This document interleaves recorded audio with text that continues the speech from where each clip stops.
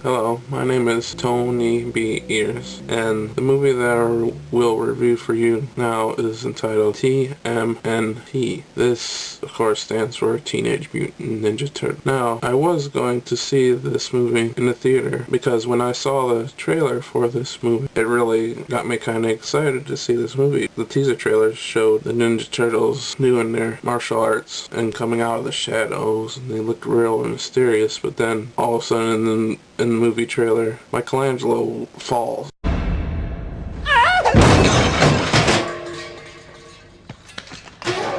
I'm okay. So I thought to myself, oh, this is going to be a kid's movie. Oh no, I don't want to go see a kid's movie. Someone who has saw it in the theater told me it was a kid's movie, so I ended up not seeing this movie in the theater. I've seen many reviews of this movie on the internet, and most of them said this movie's pretty good, so I ended up buying this movie, so now I'm here going to review it for you. The promotion for this movie is not very good, I say, because I had no idea all the great actors who was in this movie. One of them is Lawrence Fishburne, who's known as Morpheus in the Matrix movies. Welcome to the real world. Did the voice of Silver Surfer in Fantastic Four, Rise of the Silver Surfer. All that you know is at an end. And he's also Cowboy Curtis on Pee-wee's Playhouse.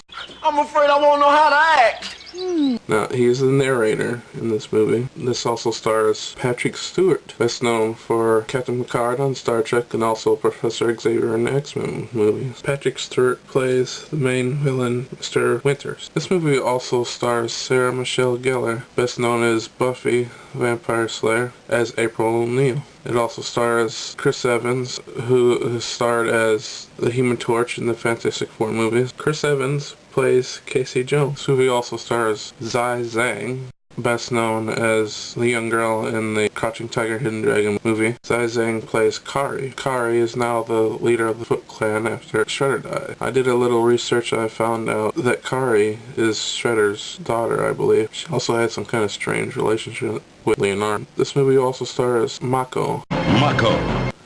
Why are people always repeating what I'm saying in these reviews?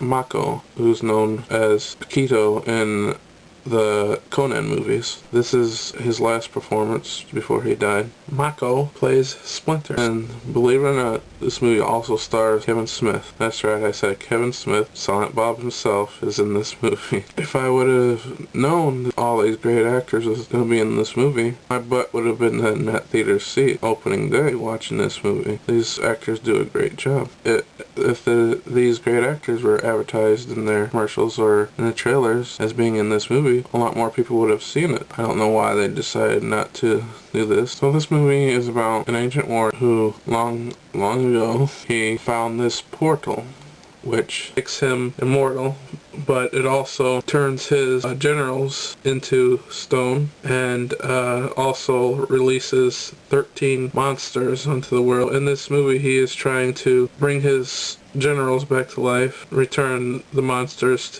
back through the portal where they came from. April helps him do this because she is now I don't know what she is. She's like an archaeologist or something. In the comic books, she's assistant to Baxter Stockman. In the cartoon, she is a reporter. And in this, I guess she's an archaeologist. In my last review, I talked about Star Wars: The Clone Wars, and I complained about the character of Ahsoka having a smart alecky, jokey personality. And in this movie, there's also these childish jokes. Want to get the license plate of that thing that hit us last night? It looked like your mom, dude. Yeah, that would make her your mom too, doofus. You know, and some of the turtles are burping and stuff like this, and all these bad jokes. But it doesn't bother me as much in this movie because they're Ninja Turtles, you know. I expected this, you know. It bothered me in Clone Wars because I don't expect this type of joking out of Jedi. The theme of this movie is brotherhood. The brotherhood of the Turtles, brotherhood of Mr. Winters and his general. Even though Mr. Winters and his generals are not brothers, he calls them brothers, and he loves them like brothers, just the same as the Turtles. And the Turtles are struggling because Leonardo Raphael are arguing and fighting, so they have to keep their brotherhood together. The character designs on Turtles are excellent. The character design on Splinter is pretty good, but any of the human characters look like crap. That's one of the complaints I had with this movie. The humans don't look human at all. They look cartoony and fake. The character designs for the Turtles go back to the original comic book made in black and white comic book made in the 80s. It is the closest to the comic book design ever in a Turtles movie or cartoon. The scene that is animated the best, in my opinion, and in many others on the internet, is a scene where Leonardo and Raphael are fighting on the rooftop and it's raining. This is an amazingly animated scene. There's a lot of action in this scene and a lot of detail, and the rain coming down on both the turtles. It's the most realistic looking scene in the movie. So this movie is pretty good. I don't like the childish humor in it. That's one complaint I have. The story is pretty good. The action is excellent. The characters' designs are okay. They're better than Star Wars: The Clone Wars. The animation is better than Star Wars: The Clone Wars. Animation is excellent. So I have very few complaints about this movie. My final grade on this movie is a C+. The biggest reason why I give this a C+ is because Kevin Smith is in this movie. If he was not in this movie, I would probably only give it a C. He's one of my favorite writer and director. So final grade, C+.